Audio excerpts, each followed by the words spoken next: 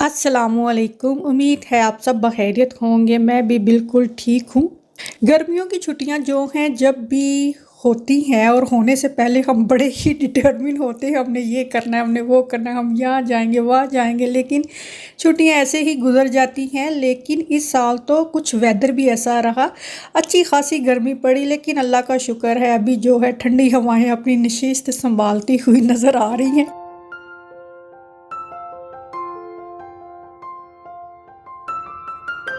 बच्चों को ये होता है कि हमने कहीं जाना है, तो अभी माशाल्लाह बच्चे बड़े हो रहे हैं तो ये खुद ही चले जाते हैं। ये बड़ी अच्छी बात है, वरना खुद ही आपको बच्चों को लेकर कहीं जाना पड़ता है। लेकिन ईमान जो है वो अपने बहन भाइयों को लेकर ना कहीं चली जाती है, तो ये भी थोड़ी सी क्या कहना चाहिए, सहूलत हो गई है।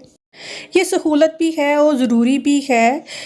ये नहीं है कि बच्चे बस पढ़ते ही रहें। तो बच्चों में कॉन्फिडेंस कैसे आता है? बच्चों में कॉन्फिडेंस आता है जब वो इंडिपेंडेंट होकर कोई काम करते हैं, ख़ास तौर पर जब वो बाहर जाते हैं, खुद जाते हैं। तो एक बाउंड्री होती है, वो बच्चों को समझा देना बहुत ज़रूरी है। बाकी ये नहीं है कि उनके सर पर बैठा जाए, उनको एक चीज़ बार बार समझाई जाए। तो बच्चों को खुद ही ये चीज़ें समझ आ जाती हैं। और मेरे ख़्याल में तो आप एक बच्चे पर मेहनत कर लें तो बाकी जो सिबलिंग है ना, वो उसके हिसाब से चलते रहते हैं। अगर जो सबसे बड़ा बच्चा है उसकी आपने सही तरबियत कर ली है, उसी ने बाकी बच्चों को जो है वो लेकर चलना है। तो ये चीज़ बड़ी हेल्प करती है। हर बच्चे पर अलग से मेहनत नहीं करनी पड़ती। लेकिन हाँ, ये भी है कि कुछ बच्चों को थोड़ी एक्स्ट्रा केयर की ज़रूरत होती है, वो एक अलग चीज़ है। बारिशें सारा साल ही होती रहती हैं यहाँ ग्लासगो में। तो सर्दियों के मौसम में ज़्यादातर बारिशें ही होती हैं, लेकिन ये जो बरसात की बारिश है इसकी तासीर ही अलग है। ये बारिश हो तो अपने आप ही जी चाहता है पकोड़े खाने को, कोई मीठा खाने को। तो फिर आज मैंने सोचा, जिस दिन ये बारिश हो रही थी, तो मैंने कहा चलें जी आज लंच में ना पकोड़े ही बनाएंगे और पकोड़े खाएंगे।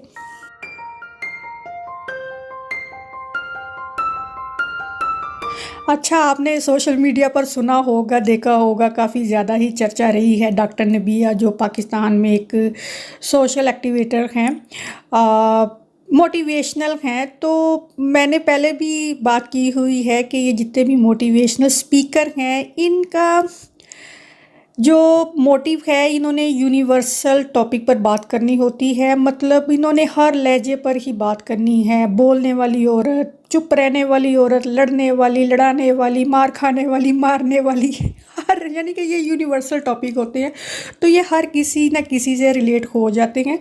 तो ये जो मोटिवेशनल स्पीकर होते हैं ये ऐसे ही होते हैं। हाँ, जो मोटिवेशनल राइटर हैं, जिन्होंने किताबें लिखी होती हैं, उनका लेवल कुछ और ही होता है। अभी रिसेंटली उनकी अनबन बनी अपने हस्बैंड के साथ, और सोशल मीडिया पर किस तरह वो बातें कर रही है, किस तरह की इल्ज़ाम तराशी हो रही है। मैं कहती हूँ कोई समझदार औरत भी ऐसे नहीं कर सकती है। और एक मोटिवेशनल स्पीकर होकर किस तरह की वो अपने शोहर के ख़िलाफ़ बातें कर रही है, जो उसकी सिस्टर इन लॉ है। मैं कहनी कुछ सच्ची मुच्ची दी किसी दी दरानी जठानी आई जो ते लीरा ला के रख दे कसम में। वही कैसी उसने बातें की है ना, वो तो वही ਉਹਦੇ वाल पुट के ना गिट्टियां ना बन देगी जिस तरह ਦੀਆਂ ਗੱਲਾਂ ਉਹਨੇ ਕੀਤੀਆਂ। अभी फिर से उनकी सुलह।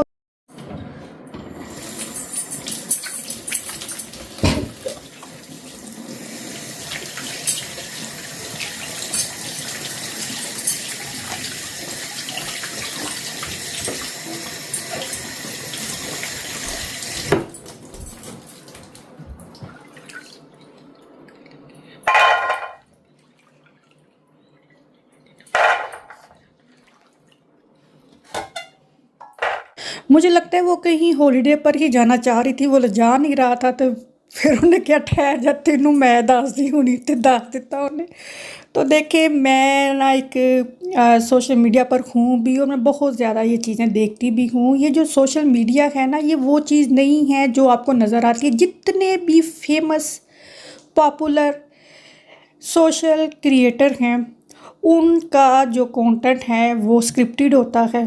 पीआर के लिए ये सब कुछ किया जाता है। जितने जिसके ज़्यादा फॉलोअर हैं उतना ही उसका कंटेंट जो है वो स्क्रिप्टेड है। उनको स्क्रिप्ट दिया जाता है बोलने के लिए, पीआर के लिए ये सब कुछ किया जाता है। ये नेचुरल नहीं है। नेचुरल कौन है? ये मेरे जैसे जिनके हज़ारों की गिनती में फॉलोअर हैं और उससे बहुत ही कम व्यू हैं। अब मैं ये बात क्यों कह रही हूँ, मैं सोशल मीडिया पर हूँ, मेरा चैनल काफ़ी पुराना है, तो मुझे कई मेल आती भी हैं कि आपका कंटेंट बहुत अच्छा है लेकिन आपको थोड़ी सी प्रोफेशनल फिनिशिंग की ज़रूरत है, हम आपको स्क्रिप्ट देंगे, आप हमसे रब्ता करें। तो मैंने कहा फिर फ़ायदा क्या रह गया, वो स्क्रिप्ट तो ड्रामों फिल्मों में होता है जिसमें एक एक्टर ने कई रोल अदा करने होते हैं, तो वो स्क्रिप्ट पढ़कर तो वो कर रहा होता है, तो यहाँ पर भी अब वो काम करें तो फ़ायदा क्या है हम में और फिर एक्टिंग करने वालों में क्या फ़र्क रह जाएगा। तो जो फेमस हैं वो स्क्रिप्टेड कंटेंट है उनका, उनको स्क्रिप्ट दिया जाता है कि ये आपने बोलना है, इस तरह बोलना है। और ये एक तरह से गोरख धंधा है, ये जो सोशल मीडिया है ना, इसमें जितना आप फेमस होते रहेंगे उतना ही आपका ना दिमाग ख़राब होता जाना है, उतनी ही, क्योंकि ये जो ऑडियंस है ना, इसको नए से नई चीज़ें चाहिए, नए से नया कंटेंट चाहिए।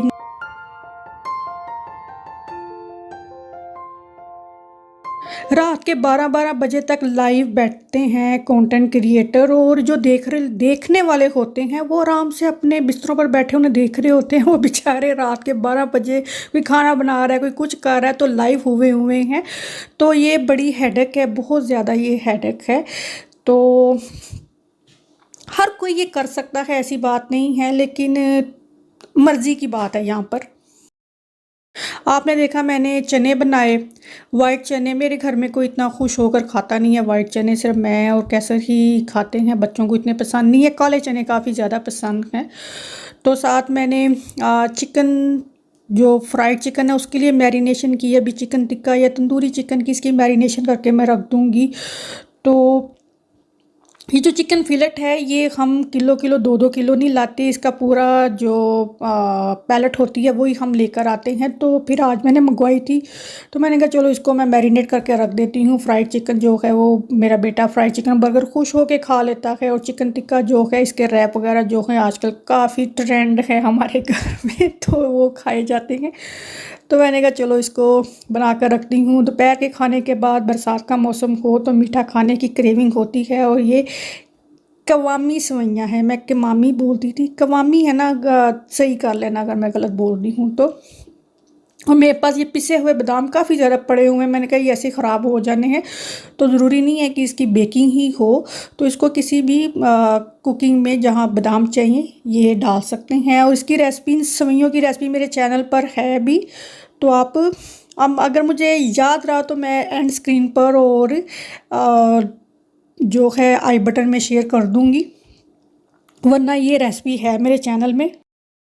मैं ज़्यादातर यही कहती हूँ, बल्कि हमेशा ही, कि हम ईट आउट इतना ज़्यादा नहीं करते, क्योंकि जो खाने आपने बाज़ार जाकर खाने हैं वो मैं घर पर खुद ही बनाती हूँ। अभी देखें फ्राइड चिकन बर्गर जो है ये घर पर बनाना बहुत ज़्यादा आसान है, तो बाज़ार का इतना फ़्रेश भी नहीं होता है, घर पर आप खुद बना सकते हैं और फ्रेश भी होगा।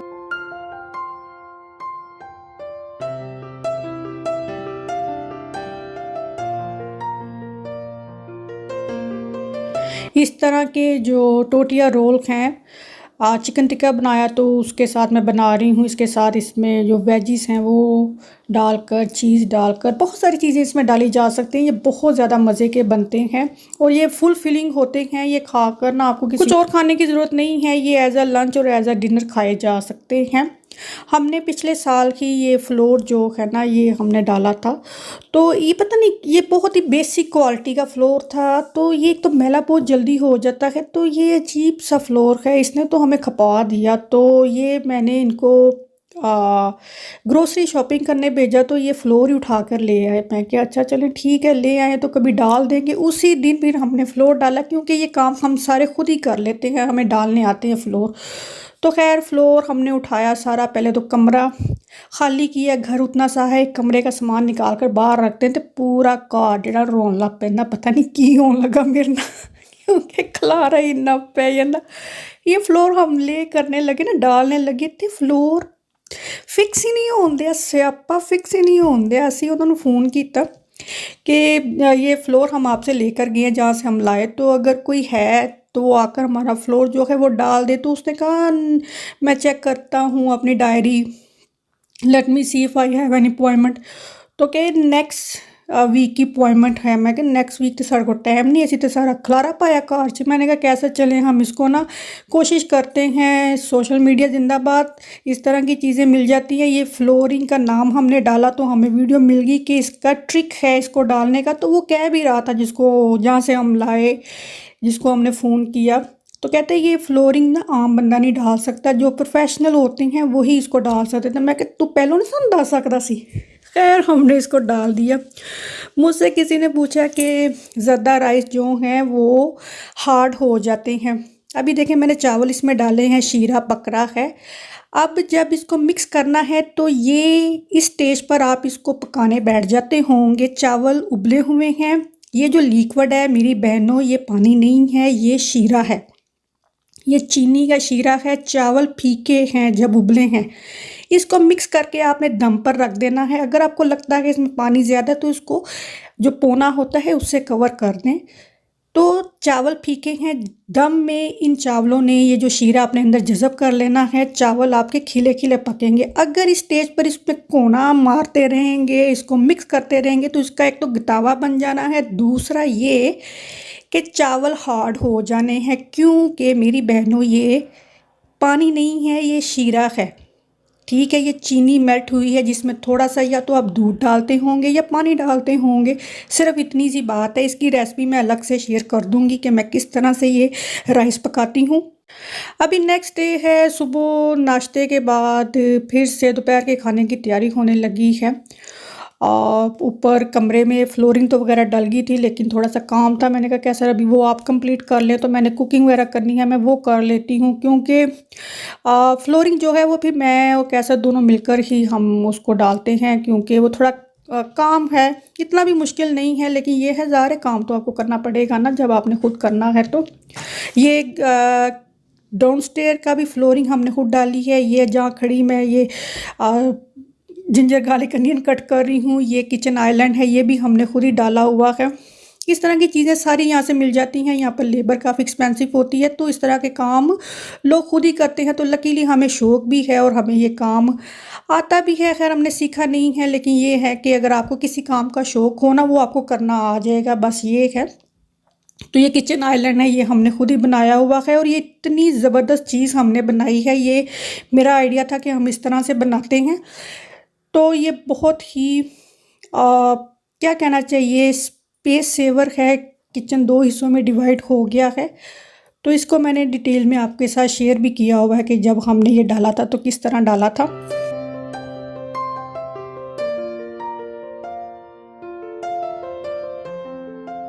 यहाँ पर मैं अपनी सिग्नेचर जो डिश है चिकन टिक्का हांडी मसाला वो बना रही हूँ। तो साथ में मैंने बेसन जो है वो भुना हुआ मैं रखती हूँ, तो वो मैं भून लूँगी, ताकि वो भी मैं रखती हूँ तो ख़त्म हुआ हुआ था तो भून के ही मैं रखती हूँ। और गरम मसाला मुझे चाहिए था, वो भी मैंने साथ ही बना लिया। तो कुकिंग के साथ साथ जो चीज़ें इस तरह की चाहिए होती हैं ना, वो भी साथ साथ प्रेप हो सकती हैं। जैसे मसाला पीसने वाला है, और हमेशा से मैं ये बात कहती हूँ कि मसाले कभी भी पिसे बसाए बाज़ार से मत लाया करें, लाकर उन्हें खुद पीसा करें। क्योंकि जो पिसे हुए होते हैं आपको नहीं पता उन्होंने उसमें क्या पीसा हुआ है।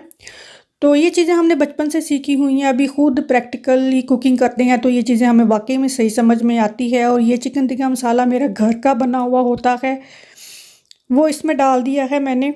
और योगर्ट भी आप जानते हैं मैं घर पर खुद ही बनाती हूँ। अच्छा, यहाँ तक व्लॉग देखने के लिए बहुत ज़्यादा शुक्रिया। कोई भी चीज़ आपको अच्छी लगी है तो थम्स अप बटन ज़रूर प्रेस करके जाए।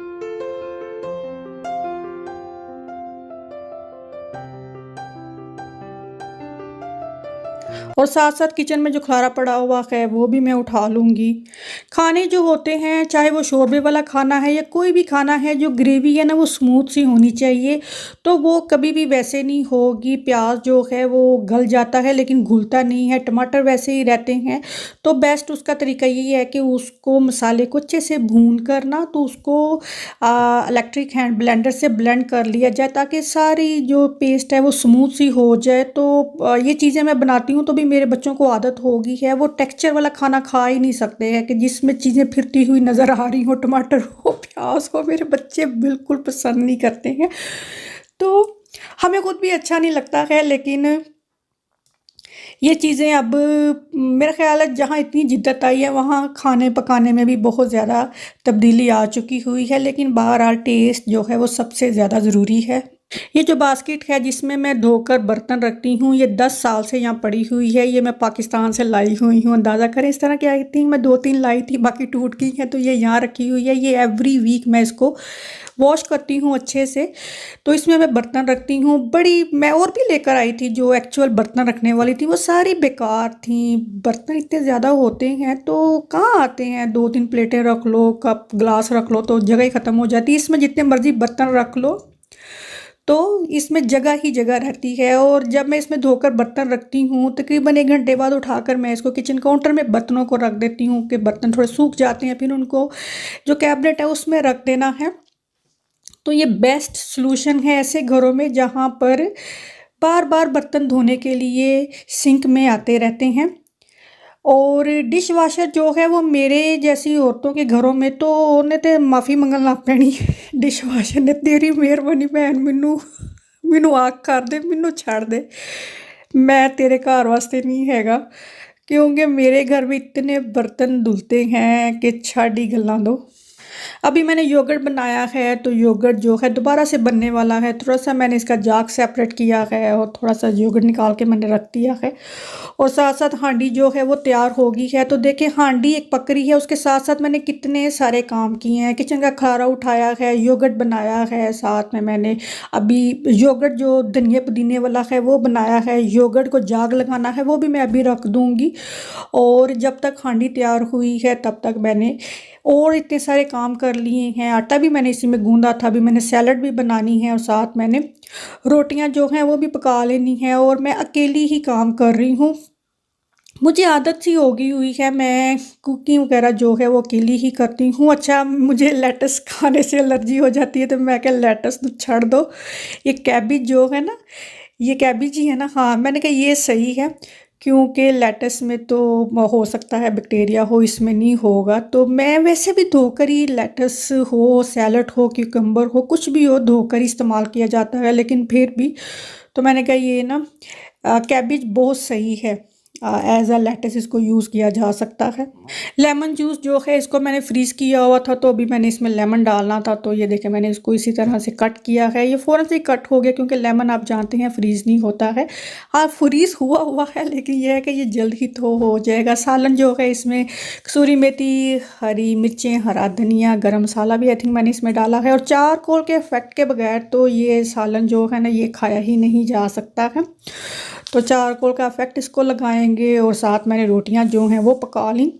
हर चीज़ की एक इंतहा होती है, कोई भी चीज़ अपनी जब इंतहा को पहुंचती है तो फिर उसका ना एहतमाम ज़रूरी होता है।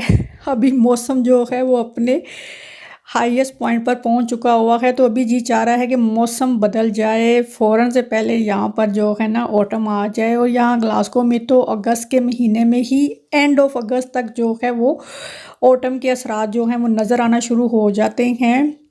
और बच्चों के स्कूल जो हैं वो भी आई थिंक 2 हफ्ते ही बाकी हैं, बच्चों के स्कूल खुल जाने हैं। और यूनिफॉर्म वगैरह जो हैं वो मैंने बच्चों की मैं ऑनलाइन ही बाय करती हूँ, जाकर तो कोई साइज़ मिलता ही नहीं है, लेकिन ऑनलाइन जो है वो अच्छे मिल जाते हैं।